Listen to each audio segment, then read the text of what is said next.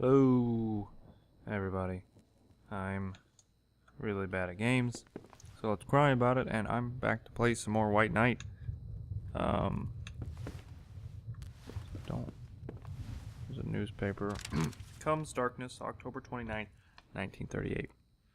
The time came and we stopped counting. We stopped counting how many companies closed in the past 9 years. How many unemployed and families ended up in the streets, forced to live in slums around our cities. We stopped counting all the commodities wasted because nobody could buy them, thrown to the sea or burnt. We stopped counting how many of our business partners fell with us. It was 9 years ago, on October 29, 1929, born from the sick and speculative belly of America. The crash would throw the world into the storm and darkness. We are still here, but we lost faith. And we stopped counting because these were just figures, because today they make us feel nauseous. Dawn seemed far at the time, and today some think they can see the sunrise. They seem to forget night and darkness are always out there, somewhere. Alright. Gloomy. Very down. Oh. Hey, ghost lady. Maybe I'll help you. You know what I mean? Who was it? Or what was it? Enter. In my world, women didn't glow like the moon. And they didn't walk through doors either. The crucifix was not... I had to be more badly wounded than I thought. The crucifix was not comforting at all. Let's see. Margaret's Diary, Excerpt 12, August 28, 1911. William is 7 today. He's with Henry, running after the servants in the garden, dressed up like monsters from space. Games, always games. The mansion is all upside down, and their yells gave me an awful headache. I'm now cloistered in the office, unable to even pray. Henry's fantasies keep William away from his great destiny. I have to bring him back to me, as this will be the only chance to make a man out of him, to make him embrace the Venter Cross legacy, to show him the way. Henry is a dreamer, and he has no ambition whatsoever. He can't teach him anything. Behind every great man there's a great woman. Nonsense. Women should be on the front line. This is where the opposite brought us. I have no illusion about how little power the world is leaving in the hands of women. But William is young. He is the future. I will act through him, and may night finally fall upon the house, or this house. God dang it. I'm trying to read. Alright, I don't know where I left off. I will act through him, and may night finally fall upon this house. May William stop running or after deceiving lights to find the place that he deserves in the world. This world. Oh no, I hit the wrong button. Well, no, I hit the right button. I don't know why I went to a pause screen. Oh. A boy with religious dress, a house full of old traditions. Seeing the woman with the church candle, I wonder where God is now. Or where God was. I am a box full of old science books. The mystery of science. Weird science. Closed. I was locked on the side. You could just say the door was locked. You don't have to be locked on one side of a door. I mean, true. That is very true. But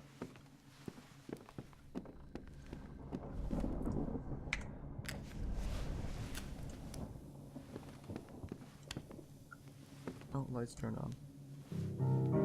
That woman with dark hair was dominating the room. Who was she?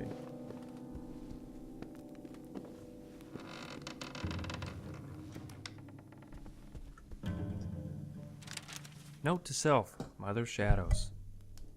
Mother Shadows will never go away. I understand it now. Calling them ghosts would still be too noble. It is a filth that strives in the dark like flies on manure. As long as I am alive, they will never go away. Shoe. A high-heel shoe. Maybe its owner was still around here.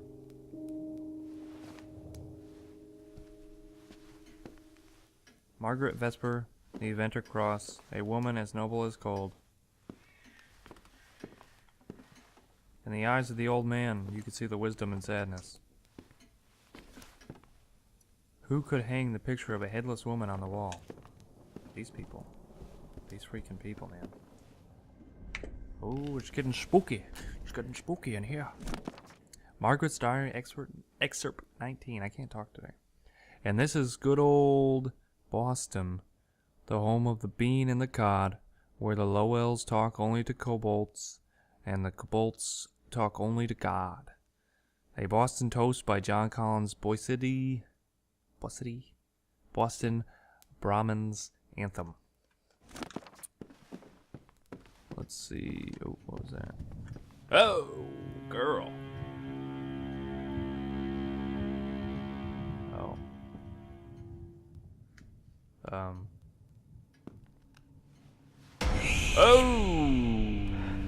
My mama. My mama. No, no, no. No, no, I done one. Woo! Baby doll. You are trying to kill me, aren't you? 2 men on a small boat. A memory from an expedition?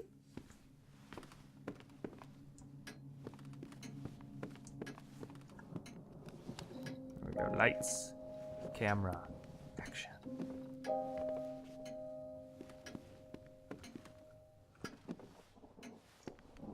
Sheet music was taken away from the glass case.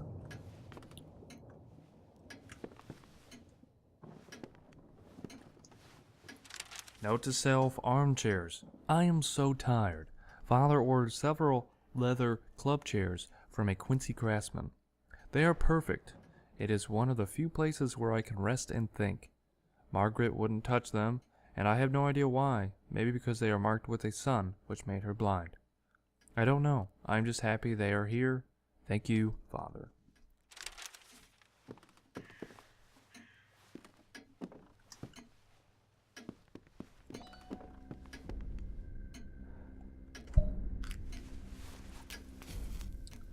An original copy of Debussy's Clair de Lune. Enjoy my attempt at French. I remember the smell. Cold tobacco, fresh enough to fill the room. The globe was covered with scribbles. Very observant. Very observant indeed.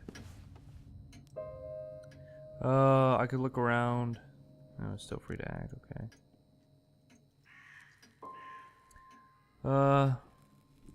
The box lid, god dang it, the box lid was displaying an aesthetic symbol.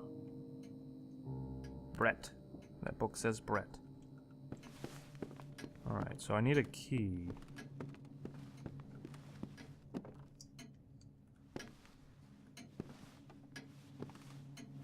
Can't look at the gramophone? Whatever. Chamachos. Pick up the matches, bud. Thank you. Don't freak, man. Don't freak. Come on. Wait, why aren't you lighting match? That took a while. The gramophone could only play Silent Dust. Hey, Lade. What's up? What's up, baby? I decided to accept her presence. Baby girl. After all, from all those weird things I had seen that night, she was the only one who hadn't tried to kill me. Let's see, from Selena to William, excerpt number 1. Dearest William, you wanted to know more about me. Last time, I didn't tell you everything. This letter will make up for this. When I arrive in California in 1930, I am only 18. This is a marvelous place, and the weather is so nice. I spent hours on the beach, astonished to see how brown my Norwegian skin can become. In the evening, I hang near the jazz clubs. In the afternoon, I watch people play on the beach, humming the tunes I heard the night before. Sometimes I try to sing louder than the waves. That's a good exercise. My English is quickly improving, thanks to the American songs I already knew in Oslo. At that time, I am barely aware of the social misery that is devouring your country. I am young. I want to be beautiful, to meet people my age and to sing. In Los Angeles, at the Spice Club, I meet the members of a jazz band. They are talented and funny.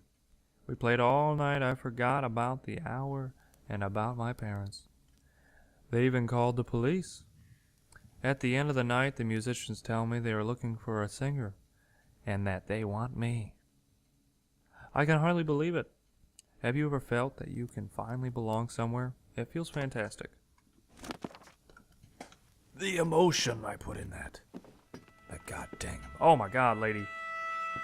This thing looked like it was reaching out from some fairy tale. The kind of stories in which kids get devoured by some witch in a dark forest. Thanks, bro. William Vesper's Diary, excerpt number 12. February 6th, 1932. Of all the bars I've visited, the Smoke and Mirrors appears to have been especially tailored for me. People there are quiet, melancholic even. They stagnate in the swirling smoke of their cigarettes, like convicts, desperate victims that were pushed into the darkness of the crisis. By the crisis. I'm sorry. But even if the bar is an elegant place, they are not driven away. They respect their right to oblivion. It is a place where they can disappear. I find myself in a corner from which I can watch their comings and goings until I am carried to the abyss by my own whiskey. Every time I am caught again by the band, such good musicians, their music is like a tear or tear, however you want, that time stretches. A slow jazz, steady and reserved. It is the music of their time, the music of those who fell on the wayside. Someone told me about a singer who just got hired. Well, I don't think the band needs that, but we'll see. Was it real? Delusion or not, I tried not to think about it. Only a madman can think mad things. The portrait of a woman had been had been cut with an oh, okay. Thought it said it was a portrait of a woman who had been cut with a knife. An appointment with destiny. 1. For too many of us, the political equality we once had, was meaningless in the face of economic inequality. A small group had concentrated into their own hands an almost complete control over other people's property, other people's money, other people's labor, other people's lives. For too many of us, life was no longer free, liberty no longer real. Men could no longer follow the pursuit of happiness. Against economic tyranny such as this, or tyranny, I am sorry, I cannot read.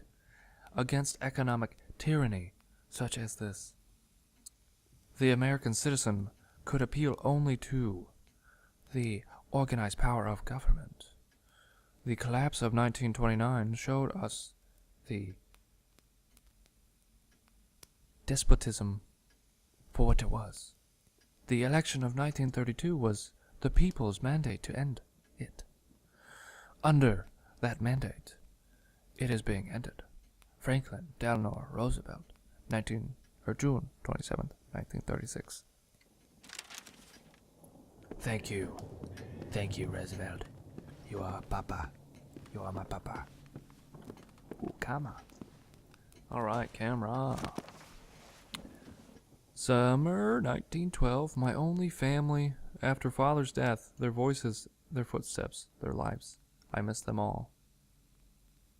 So that is a negative of the home. And then a picture of the servants. They look banging. Yeah, I'm gonna end it. I'm gonna end this one here. Go sit on this chair. Okay, I thank you. I thank you so much. Thank you. You guys have a good day.